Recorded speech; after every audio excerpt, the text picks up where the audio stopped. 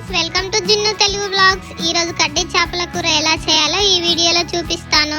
దానికోసం నేను ముందుగా కట్ చేసి పెట్టుకున్న కడ్డీ చేపలను కొంచెం ఆయిల్ వేసి ఫ్రై చేసుకున్నాను.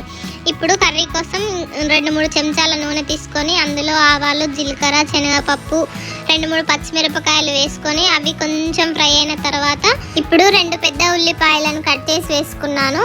ఇవి తొందరగా మగ్గడం కోసం కొంచెం ఉప్పు, పసుపు వేసుకొని ఫ్రై చేసుకోవాలి.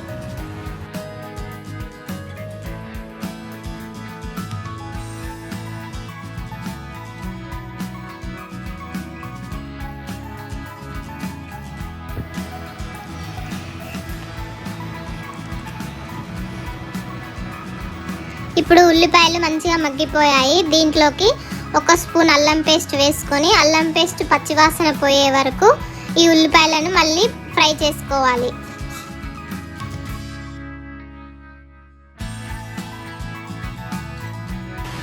అల్లం పచ్చివాసన పోయాక మనం ముందుగా వేయించి పెట్టుకున్న కడ్డీ చేపలని మంచిగా కడిగి దీంట్లో వేసుకోవాలి.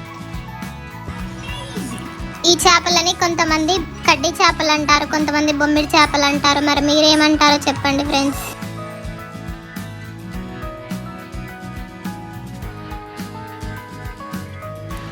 ఈ ఉల్లిపాయ ముక్కలతో పాటు మంచిగా ఆయిల్లో ఫ్రై చేసుకోవాలి కడ్డీ చేపలని. ఇప్పుడు రుచికి సరిపడా కారం, అంటే 1.5 చెంచా కారం తీసుకున్నాను నేను. సాల్ట్ అయితే ముందే వేసుకుంది, సరిపోతుంది.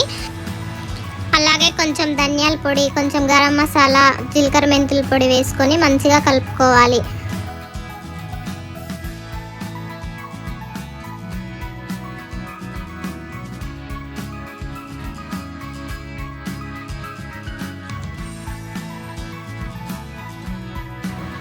కారం మంచిగా మగ్గిన తర్వాత నిమ్మరసం వేసుకోవాలి. ఈ కడ్డీ చేపల కూరకి నిమ్మరసం తోటే చాలా టేస్ట్ వస్తుంది.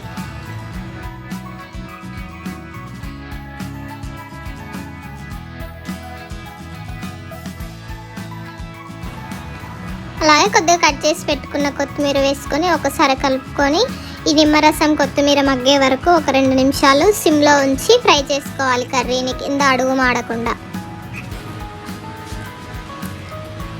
చాలా బాగుంటుంది ఫ్రెండ్స్ ఈ కడ్డీ చేపల కూర అనేది. మీరు ఒకసారి ట్రై చేయండి friends. Bye bye friends, like మర్చిపోవద్దు.